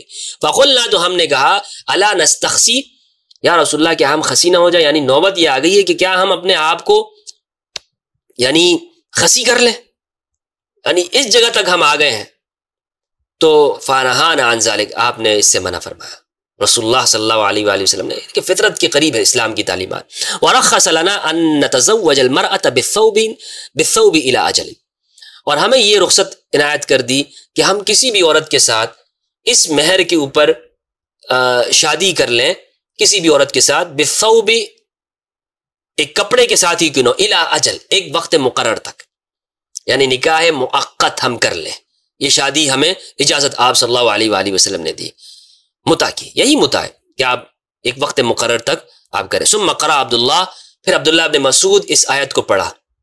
ثم قرأ عبداللہ، پھر عبداللہ ابن مسعود رضی اللہ عنہ نے اس آیت کو پڑھا. یا ایھا الذین آمنوا، اے ایمان والو، لا تحرموا طیبات ما احل اللہ لکم، اے ایمان والو حرام مت قرار دو پاکیزہ چیزوں کو جس کو اللہ نے تمہارے لیے حلال قرار دیا ہو. اللہ اکبر. عبداللہ ابن مسعود اس کو طیبات کہتے ہیں، یہ پاکیزہ چیزوں میں سے. وہ فرماتے ہیں کہ تمہارا یہ حق نہیں پہنچتا کہ تم اللہ کی پاکیزہ چیزوں کو کہ جسے اللہ نے پاکیزہ قرار دیا ہے تم اسے حرام قرار دو، کسی کا حق نہیں پہنچتا. یہ عبداللہ ابن مسعود فرماتے یا ایھا الذین، اس آیت کو وہ پڑھا کرتے تھے، یا ایھا الذین آمنوا لا تحرموا طیبات ما حل اللہ لکم. واخرج عبد الرزاق وابو داود فی ناسخی وابن جریر عن الحکم. عبد الرزاق نے نقل کیا اور ابو داود نے اور اسی طرح ابن جریر نے عن الحکم، حکم سے. وہ کہتے ہیں کہ ان سے اس آیت کے بارے میں پوچھا گیا عن هذه الآیت امنسوخۃ، کیا یہ آیت منسوخ ہے، یعنی یہ سورہ نساء کی آیت نمبر 24. تو انہوں نے کہا لا، نہیں، یہ آیت منسوخ نہیں ہے. وقال علی، اور ساتھ میں یہ کہا، اور امام علی علیہ السلام فرماتے تھے لولا ان عمر نہا عن المتعۃ ما زنا الا شقی، اگر عمر رضی اللہ عنہ وہ متع کو منع نہ کرتے تو کوئی بدبخت کے سوا کوئی زنا نہ کرتا، بدبخت کے سوا کوئی زنا نہ کرتا. یہ عبدالرزاق کے اندر یہ روایت موجود ہے، مصنف عبدالرزاق کے اندر. اب جیسا کہ میں نے آپ کے سامنے عرض یہ کیا کہ اس کو سب سے پہلے منع کرنے والے وہ حضرت عمر رضی اللہ عنہ ہیں. اس کی روایت میں آپ کے سامنے رکھوں گا، لیکن پہلے میں یہ بتاتا چلوں کہ صحابہ کرام بھی وہ حضرت عمر کی رائے کو حجت نہیں سمجھتے تھے. صحابہ کرام بھی یہ کہتے تھے کہ یہ ان کی اپنی رائے ہے، یہ اپنی رائے ہو سکتی ہے کسی بھی مسئلے کے بارے میں، اور وہ اختلاف رکھتے تھے. تو حضرت عمر کی رائے کوئی حرف آخر یا حجت نہیں بن جاتی کہ اس وجہ سے کوئی چیز وہ بالکل حرام ہو جائے. صحیح بخاری کی حدیث نمبر 4518 ہے، کہتے ہیں حدثنا یحییٰ عن عمران ابی بکر حدثنا ابو رجاء عن عمران ابن حسین. عمران ابن حسین رضی اللہ عنہما ان سے روایت ہے، وہ کہتے ہیں انزلت آیت المتعۃ فی کتاب اللہ، متع کی آیت اللہ کی کتاب کے اندر موجود ہے، نازل ہوئی. ففعلناها، ہم نے وہ کیا مع رسول اللہ صلی اللہ علیہ وآلہ وسلم، نبی صلی اللہ علیہ وآلہ وسلم کے زمانے میں. ولم ينزل قرآن يحرمه، اور قرآن نہیں اترا کہ جس میں اس کو حرام قرار دیا گیا ہو. ولم ينهى عنها، اور نہیں نبی صلی اللہ علیہ وآلہ وسلم نے اس سے روکا حتی مات، یہاں تک کہ آپ کا وصال ہو گیا. قال رجل برأیہ ما شاء، لیکن ایک آدمی نے اپنی رائے سے جو کہا ہے تو وہ کہہ دیا ہے کہ یہ چیز حرام ہے. اچھا، یہاں پر بخاری نے اس کا عنوان جو دیا ہے وہ عنوان یہ دیا ہے، اسی طرح یہ روایت 1571 میں بھی موجود ہے کہ عمران ابن حسین رضی اللہ عنہ فرماتے ہیں تمتعنا علی عہد رسول اللہ، ہم نے رسول اللہ کے زمانے میں تمتعنا متع کیا. فنزل القرآن، قرآن نازل ہوا. قال رجل برأیہ ما شاء، تو ایک آدمی نے اپنی رائے سے کچھ کہہ دیا، یعنی ایک آدمی نے اپنی رائے سے اس کو حرام قرار دیا ہے. بخاری رحمہ اللہ نے یہ جو روایتیں نقل کی ہیں تو یہاں پر متعۃ الحج کے عنوان میں نقل کی ہیں. اس حدیث کے اندر کہیں پر متعۃ الحج کا ذکر نہیں ہے، اس لیے یہ متعۃ الحج کے بارے میں بھی ہو سکتی ہے اور متعۃ النساء کے بارے میں بھی ہو سکتی ہے. لیکن بہرحال اس کو یہاں پر اگر ہم متعۃ الحج کے بارے میں بھی مان لیں، حج تمتع کے بارے میں مان لیں، تب بھی عمران ابن حسین کہتے ہیں کہ ایک آدمی نے اپنی رائے سے اس کو حرام قرار دیا ہے. کوئی قرآن کا حکم نہیں ہے متعۃ الحج کا حرام ہونا، لیکن حضرت عمر نے اپنے زمانے میں انتظامی بنیادوں کے اوپر حج تمتع کو منع قرار دے دیا تھا. وہ کہتے تھے کہ یہ نہ کرو، منع کرتے تھے اس سے، اور حضرت عثمان بھی منع کرتے تھے، اور امام علی علیہ السلام نے حضرت عثمان کے سامنے حج تمتع کا احلال کیا، اس کا اعلان کیا. تو یہاں پر عمران ابن حسین نے فرمایا کہ ایک شخص نے اپنی رائے سے جو کہا ہے وہ کہہ دیا ہے، حرام قرار دے دیا ہے. تو بخاری کی اس روایت کی تشریح کے اندر یعنی 4518 1571 آدمی سے مراد کون ہے؟ آدمی سے مراد کون ہے؟ آپ کہیں گے کہ میں نے ویسے ہی نام لے دیا، نہیں، اہل السنت کے علماء نے جنہوں نے بخاری کی شرح لکھی ہے، ابن حجر عسقلانی رحمہ اللہ، حافظ الحدیث، امیر المؤمنین فی الحدیث، انہوں نے جلد نمبر 13 صفحہ نمبر 64 پر لکھا ہے کہ رجل سے مراد عمر رضی اللہ عنہ ہے۔ تو یہ میں اپنی طرف سے بات نہیں کر رہا، یہاں پر عمران بن حسین نے کہا کہ ایک آدمی نے اپنی جانب سے یہ بات کی تھی۔ اب ہم ان روایات کی جانب آتے ہیں کہ جن روایات میں متع کی اجازت معلوم ہوتی ہے۔ سب سے پہلے جو روایت ہے، یہ بھی میں آپ کو بتاتا چلوں کہ ہاں یہ روایات انشاءاللہ بخاری مسلم سے پیش کروں گا آپ کے سامنے۔ صحیح بخاری کی حدیث نمبر 5116 ہے۔ ابھی جمرہ سے روایت وہ فرماتے ہیں کہ سمعت ابن عباس رضی اللہ عنہ، میں نے ابن عباس کو فرماتے ہوئے سنا، سئل عن متعۃ النساء، ان سے عورتوں سے متع کرنے کے بارے میں پوچھا گیا، فرخص، انہوں نے رخصت دی، انہوں نے کہا جائز ہے، فقال له مولا له، ان کے ایک غلام نے ان سے کہا، انما ذلك في الحال الشدید، یہ شدید حالت کے بارے میں ہے، وفي النساء قلۃ او نحو، یا جب عورتوں کی کمی ہو یا اس طرح کی کوئی صورتحال پیش آ جائے کہ جب ہم گھر سے دور ہوں وغیرہ وغیرہ، کوئی امر عارض کی وجہ سے، مجبوری کی وجہ سے۔ فقال ابن عباس نعم، یہ بھی ہے، ابن عباس نے کہا یہ بھی۔ تو اس حدیث سے معلوم یہ ہوا کہ ابن عباس رضی اللہ عنہ، بخاری کی اس روایت سے معلوم ہوا کہ آپ متع کو جائز قرار دیتے تھے اور آپ اس کی رخصت دیتے تھے، اور اگر کوئی مسئلہ پوچھنے آتا تو آپ کہتے تھے کہ یہ جائز ہے۔ تو ابن عباس کا موقف ہمیں بخاری سے بالکل واضح معلوم ہو گیا، اور جو لوگ کہتے ہیں کہ ابن عباس نے رجوع کر لیا، اس پہ کوئی دلیل نہیں ہے، اور میں نے روایت پیش کی تھی آپ کے سامنے، حوالہ دے دیا ارواء الغلیل سے البانی رحمہ اللہ کا، انہوں نے کہا کہ اس کے اوپر کوئی بھی دلیل موجود نہیں ہے۔ دوسری ہے صحیح مسلم کی حدیث، صحابہ کرام بھی متع کیا کرتے تھے، صحابہ بھی متع کرتے تھے، بڑی ذمہ داری سے بات آپ کے سامنے رکھ رہا ہوں۔ صحیح مسلم حدیث نمبر 3415 ہے۔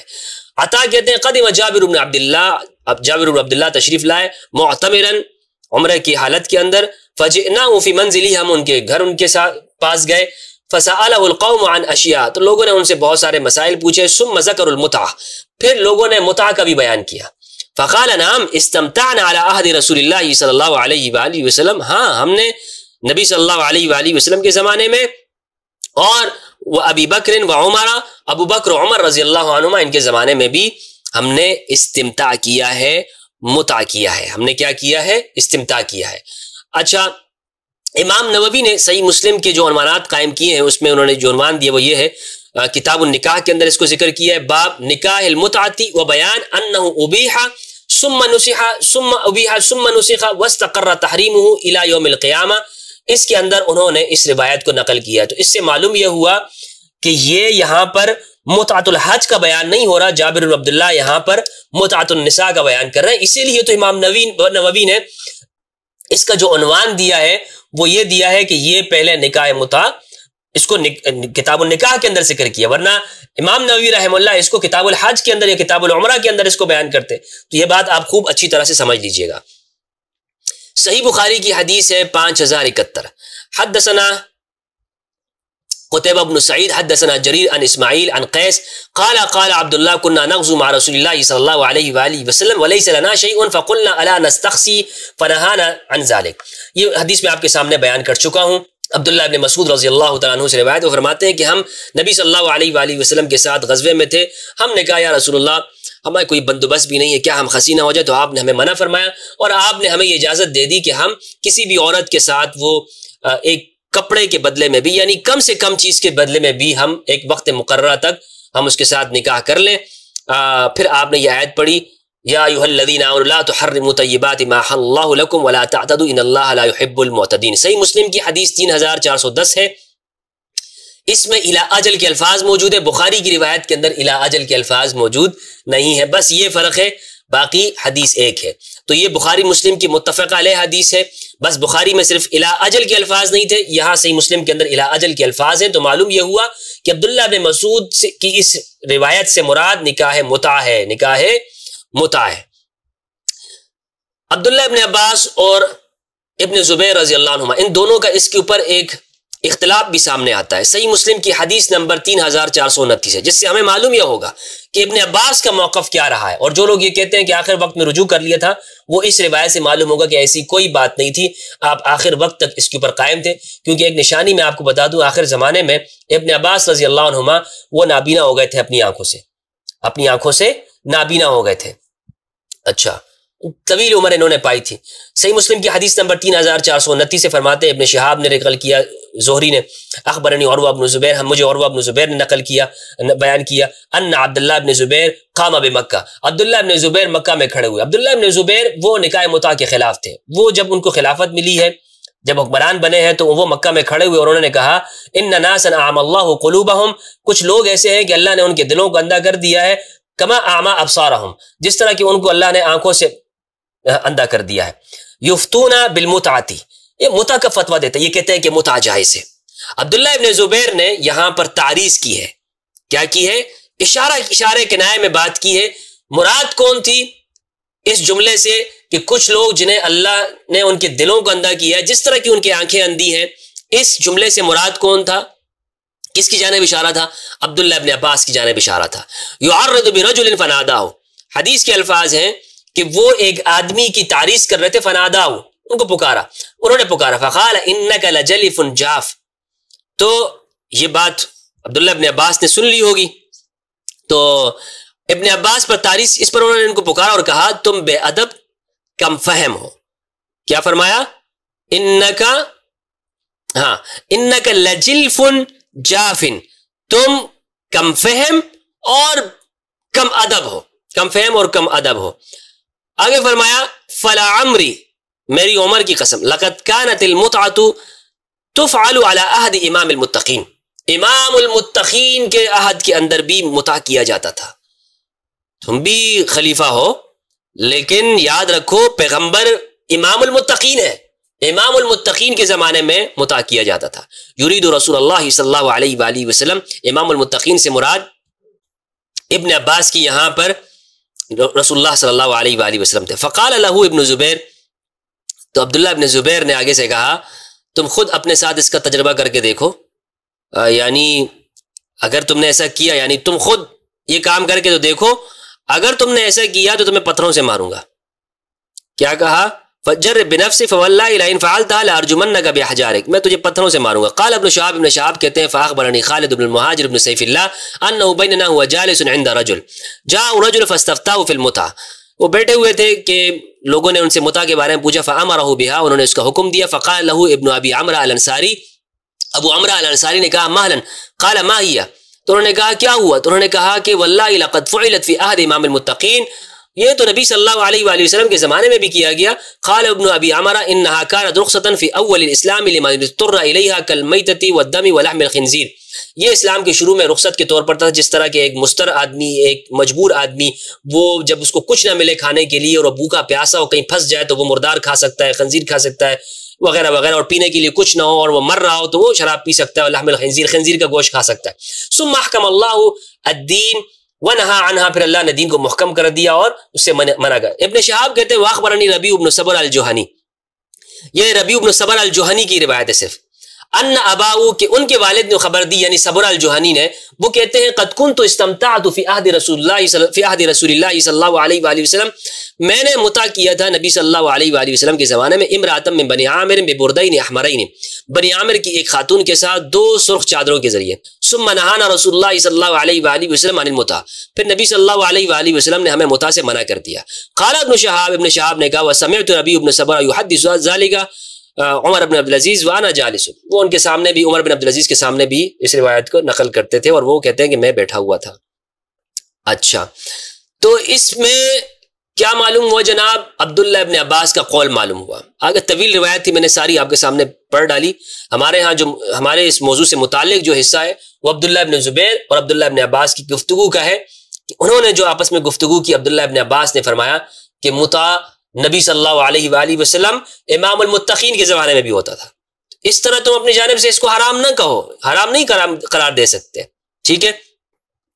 اب یہاں پر میں ایک روایت آپ کے سامنے پیش کرتا ہوں اور دیانتداری کے ساتھ میں آپ کے سامنے رکھوں گا، عربی عبارت بھی اور جو ہمارے ہاں اس کا ترجمہ کیا گیا وہ بھی آپ کے سامنے رکھوں گا۔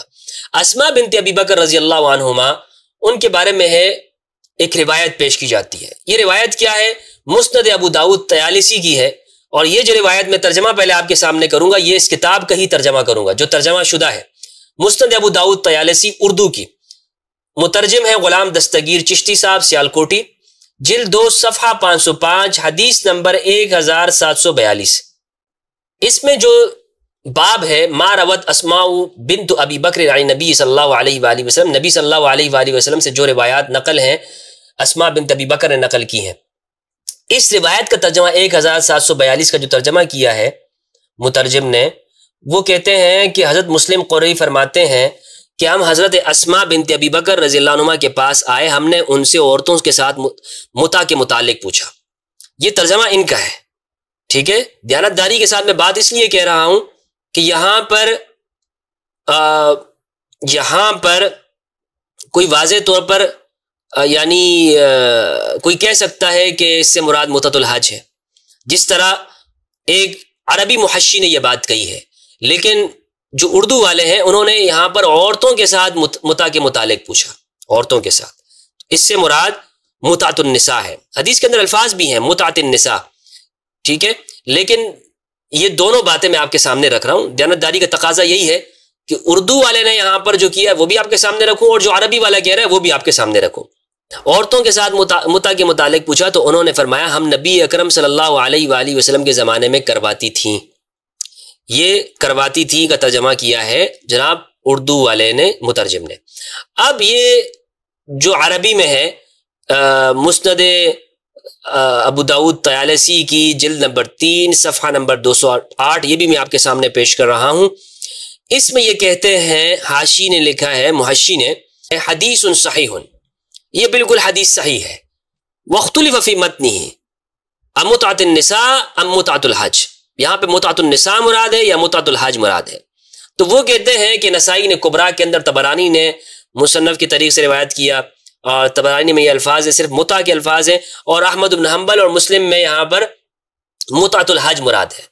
تو اس لیے دونوں میں نے آپ کے سامنے رکھ دیے کہ اسماء بنت ابی بکر رضی اللہ تعالیٰ عنہما وہ کہتی ہیں کہ ہم نبی صلی اللہ علیہ وآلہ وسلم کے زمانے میں متع کرواتی تھیں. یہ مترجم یہاں پر جو ہے وہ سیالکوٹی صاحب نے، اہل سنت کے مترجم ہیں، چشتی صاحب ہیں، انہوں نے ترجمہ کیا ہے. تو دونوں میں نے آپ کے سامنے پیش کر دیے. متع کو کس نے منع کیا تھا؟ یہ ہو گیا جناب، یہ بات ہم یہاں تک سمجھ لیا ہم نے کہ نبی صلی اللہ علیہ وآلہ وسلم کے زمانے میں جو منع کیا گیا تو وہ عارضی طور پر تھا. باقاعدہ طور پر حضرت عمر رضی اللہ تعالیٰ عنہ نے اپنے زمانے میں اس متع کو منع کیا ہے، اور جس وجہ سے آج ہمارے ہاں اہل سنت کا عمل ہے اور وہ اس کو حرام کہتے ہیں. اس کی دلیل کیا ہے؟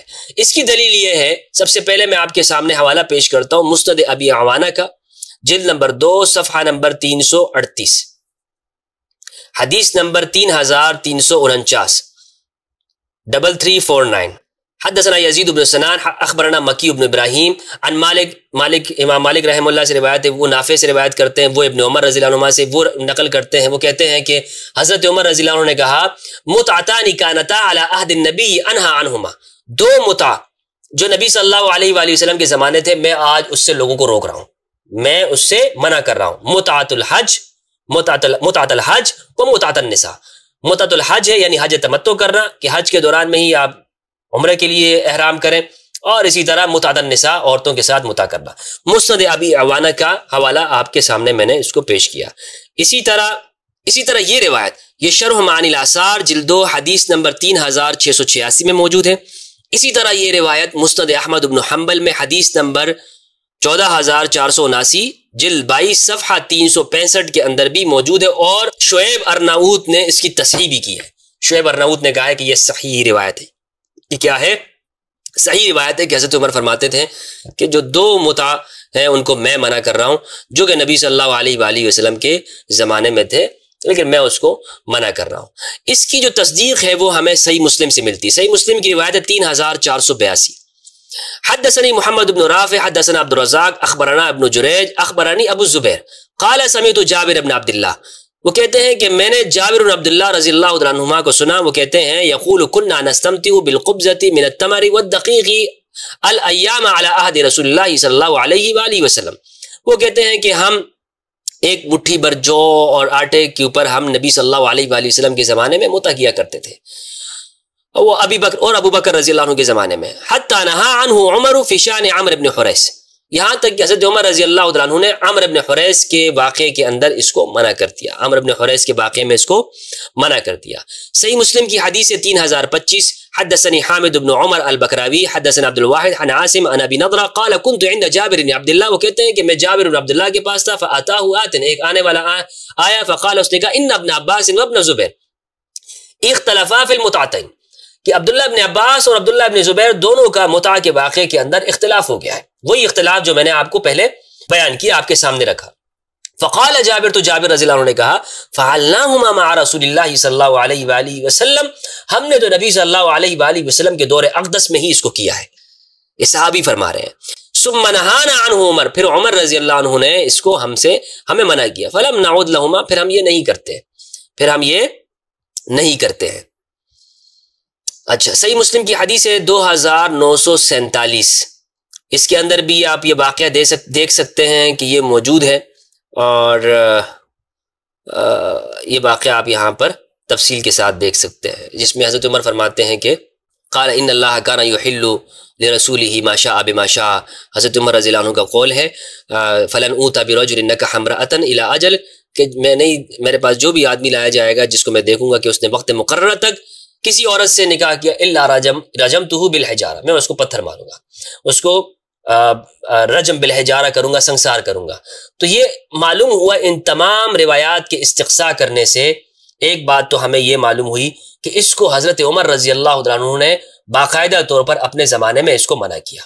آج کی اس ویڈیو میں اس گفتگو سے ہمیں تفصیلی طور پر جائزہ لینے کے بعد الحمدللہ یہ بات معلوم ہو گئی کہ شیعہ سنی دونوں کا اس بات کے اوپر اتفاق ہے کہ یہ متع اسلام کے ابتدائی زمانے میں خیبر تک 7 ہجری تک یہ موجود تھا، اور مسلمان اس کو کرتے تھے، اور صحابہ کرام رضوان اللہ علیہم میں سے جلیل القدر صحابہ کرام کا اعتراف اور اقرار موجود ہے اہل سنت والجماعت کی کتابوں سے، وہ فرماتے ہیں کہ ہم نے نبی صلی اللہ علیہ وآلہ وسلم کے دور اقدس میں کیا۔ اب اس میں ابن عباس رضی اللہ عنہ کا موقف آپ کے سامنے آ گیا، جابر بن عبداللہ کا آ گیا، عبداللہ ابن مسعود کا آپ کے سامنے میں نے رکھ دیا، امام علی علیہ السلام کا قول آپ کے سامنے پیش کر دیا، پھر منع کی جو روایات ہیں وہ سب میں نے بلا کم و کاج جس طرح سے تھی دیانتداری کے ساتھ آپ کے سامنے پیش کی ہے۔ لہٰذا ایک منصف کا تقاضا یہ ہے، اور اس کی ذمہ داری یہ ہوتی ہے کہ وہ ہر مسئلے کو بالکل اسی طرح پیش کرے اور وہ کہیں پر ڈنڈی نہ مارے۔ میں نے یہ آپ کے سامنے رکھی ہے اس نیت و ارادے کے ساتھ کہ انشاءاللہ عز و جل ہماری اس گفتگو سے امت مسلمہ کا فائدہ ہوگا، اور مسلمانوں کے درمیان میں جو لا علمی اور نفرت کی بنیادوں کے اوپر ایک دوسرے کے اوپر کیچڑ اچھالے گئے ہیں اور تہمتیں اور زنا اور حرام ہونے کی تہمتیں لگائی گئی ہیں، انشاءاللہ اس کا خاتمہ ہوگا اور مسلمانوں کے اختلافات کو سمجھنے کا موقع ملے گا۔ اللہ سبحانہ و تعالیٰ سے دعا ہے کہ پروردگار ہم سب کی کوششوں اور کاوشوں کو قبول و منظور فرمائے، ہمیں قرآن مجید میں تدبر کرنے اور اہل البیت علیہ السلام کی معرفت عطا فرمائے۔ والسلام علیکم ورحمۃ اللہ وبرکاتہ۔ یہ تو زنا کی بات کر رہا ہے، دونوں جانب سے ایک دوسرے کے اوپر کوئی حقوق لازم نہیں آتے، نہیں، ایسا کچھ نہیں ہے۔ اگر حضرت عمر اس کو منع نہ کرتے تو دنیا میں کبھی کوئی شقی وہ زنا نہ، کس صحابی کے قول کو لینا چاہتے؟ حرام کام رسول اللہ صلی اللہ علیہ وآلہ وسلم نے اس کے جواز کا کبھی بھی حکم نہیں کیا۔ بسم اللہ والصلاة والسلام علی رسول اللہ وآلہ ومن والہ۔ السلام علیکم ورحمۃ اللہ وبرکاتہ۔ ایک سوال مجھ سے یہ پوچھا گیا ہے، مفتی صاحب یہ بتائیے کہ ایک شخص کیا آج کے زمانے میں متع کر سکتا ہے، اور اگر متع کر سکتا ہے تو اس کی کیا دلیل ہے، اور کیا نوجوان ہمارا وہ فتنے سے بچنے کے لیے وہ متع کرے تو اس پر کوئی گناہ تو نہیں ہے؟ میں نے اس کی اوپر تفصیلی ویڈیو بنائی ہوئی ہے، متع کیا ہے، متع کی حقیقت، اور میں نے اس میں دلائل کے ساتھ گفتگو کی ہے۔ وہ آپ اس کی جو ثبوت ہے یا اس پر جو اعتراضات ہیں اس کا رد میں نے ایک ویڈیو کے اندر کیا ہوا ہے، اگر آپ تفصیل دیکھنا چاہتے ہیں تو اس کے لیے آپ یہ ویڈیو ضرور دیکھیں۔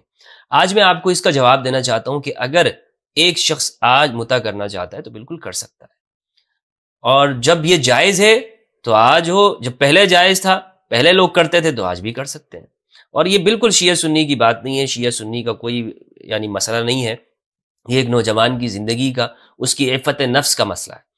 یعنی ہمارے ہاں لوگ زنا کر لیں گے، زنا کی اجازت مل جائے گی، زنا کے نام پر اڈے کھل جائیں گے، فحاشی کے اڈوں کو لیگلائز کر لیا جائے گا، حلالہ کی اجازت مل سکتی ہے، لیکن وہاں پر اگر متع کی بات کر لی جائے تو لوگ کہتے ہیں اوہ یہ تو زنا کی بات کر رہا ہے، فوراً آپ کو کہیں گے جناب آپ متع کے جواز کی بات کر رہے ہو تو پھر آپ کی بہن اور آپ کو میں اس سے متع کرنے کے لیے آ رہا ہوں، اس طرح کی جاہلانہ گفتگو کرتے ہیں۔ دیکھیں ایک بات یاد رکھیے گا، شادی کرنا جائز ہے یا نہیں ہے؟ ایسے لوگوں کو میں جواب دیتا ہوں کہ جو لوگ یہ پلٹ کے کہتے ہیں کہ اگر متع کرنا جائز ہے تو پھر آپ اپنی بہن ہمارے حوالے کرتے ہیں، ایسی باتیں کرتے ہیں یہ جاہل. میں یہ الفاظ کچھ غیر پارلیمانی قسم کے استعمال کر رہا ہوں، لیکن یہ ہمارے ہاں لوگ ایسے ہی ہیں، تو اس لیے وہ گفتگو آپ کے سامنے ایسے ہی ہوگی. جب لوگ ایسے ہیں تو ان لوگوں سے ہی میں بات کر رہا ہوں، ان کو ہی جواب دے رہا ہوں. تو میں آپ لوگوں سے معافی چاہوں گا کہ اگر یہ الفاظ آپ کو برے لگ رہے ہوں. تو ان کو جواب یہ ہے کہ دیکھیں شادی کرنا جائز ہے بالکل، بلکہ ایک نوجوان جس کو زنا میں پڑنے کا اندیشہ ہو تو اس کے لیے واجب بھی ہے. تو ہم سب ماں بہن والے ہیں، بہن بیٹیوں والے ہیں، تو کیا کوئی ایسے لوگ جو متع کو زنا کہتے ہیں انہوں نے اپنے گھر کے باہر یہ بورڈ لگایا ہوتا ہے کہ جناب ہمارے گھر میں بہن بیٹی ہے، آئیے اس گھر میں شادی کی ویکینسیاں ہیں، یا یہ رستہ جا رہا ہے ادھر؟ نہیں ہوتا نا اس طرح. تو وہ کیا ہے، لوگ رشتے کرتے ہیں اور ایک سنت طریقہ ہے، اسلامی طریقہ ہے، اس کے مطابق نکاح کے پیغام بھیجے جاتے ہیں، خطبۃ النکاح ہوتا ہے، منگنی ہوتی ہے، یا جو بھی ہمارے ہاں رسم و رواج ہے وہ ادا ہوتے ہیں.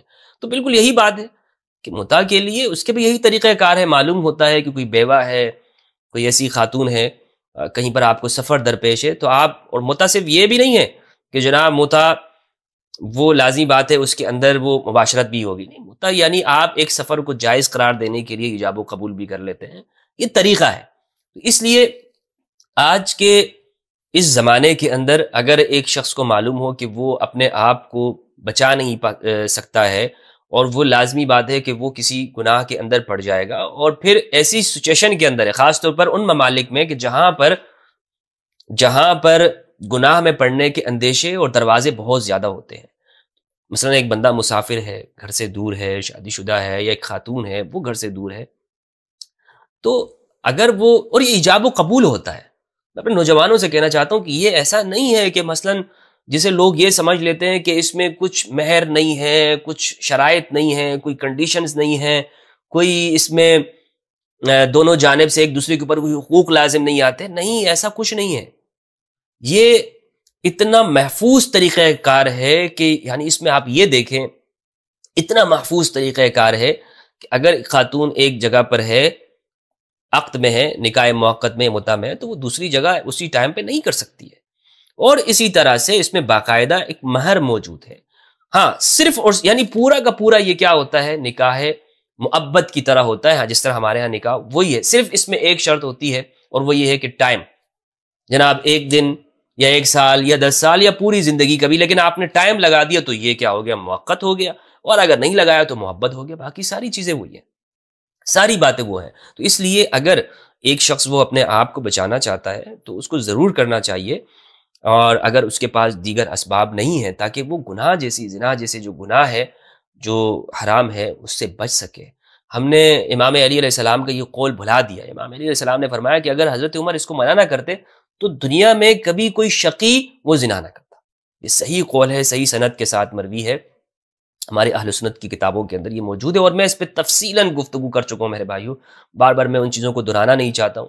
آپ اس کے لیے میری وہ ویڈیو جا کر دیکھیے، انشاءاللہ عز و جل آپ کو اطمینان ہوگا، آپ مطمئن ہوں گے کہ یہ عصر رسول کے اندر بھی جائز تھا. اور یہ یاد رکھیے گا، حرام کام رسول اللہ صلی اللہ علیہ وآلہ وسلم نے اس کے جواز کا کبھی بھی حکم نہیں دیا. عصر رسول کے اندر یہ جائز تھا، آپ نے اس کی اجازت دی تھی. اگر یہ حرام ہوتا تو آپ صلی اللہ علیہ وسلم اس کی کبھی اجازت نہ دیتے، اور صحابہ کرام رضوان اللہ علیہم نے اس پہ عمل کیا. ہاں، بعض صحابہ کا آپس میں اختلاف ثابت ہے. عبداللہ ابن زبیر کا اور عبداللہ ابن عباس کا بڑا اختلاف اس کے اندر پایا جاتا ہے، روایات صحیحین کے اندر موجود ہیں. عبداللہ ابن عباس کا عبداللہ ابن زبیر کے ساتھ گفتگو، بحث و مباحثہ اس کے اوپر ہوتی تھی. ایک طرف یعنی دونوں طرف صحابہ کرام موجود ہیں. ادھر عبداللہ ابن زبیر وہ کہتے ہیں کہ نہیں یہ منع ہے، اس جانب عبداللہ ابن عباس رضی اللہ عنہ حبر حاضر الامہ ہے، وہ کہتے ہیں کہ جائز ہے. تو یہ اب آپ کس صحابی کے قول کو لینا چاہتے ہیں، یہ آپ کی مرضی ہے. اور اگر آپ یہ کہتے ہیں نہیں بھائی میں اس کو حرام سمجھتا ہوں، میں اس کو زیادہ مناسب نہیں سمجھتا ہوں، تو نہ کیجیے. اور اگر آپ کہتے ہیں نہیں یہ مناسب ہے، میں اس صحابی کی رائے کو لیتا ہوں، تو آپ صحابی کی رائے کو لے رہے ہیں. تو بہرحال اس زمانے میں ہو سکتا ہے یہ کوئی ایسی چیز نہیں ہے کہ جس پر آپ شرمندگی محسوس کریں اور آپ یہ کہیں نہیں بھائی یہ کیا چیز ہے، اور یہ ایسا ہے کہ جناب اس سے کوئی انسان شیعہ بن جاتا ہے، کوئی رافضی بن جاتا ہے. ایسا کوئی مسئلہ نہیں ہے. بہت بہت شکریہ دوستو، اپنا اور اپنے پیاروں کا خیال رکھیے گا. السلام علیکم ورحمۃ اللہ.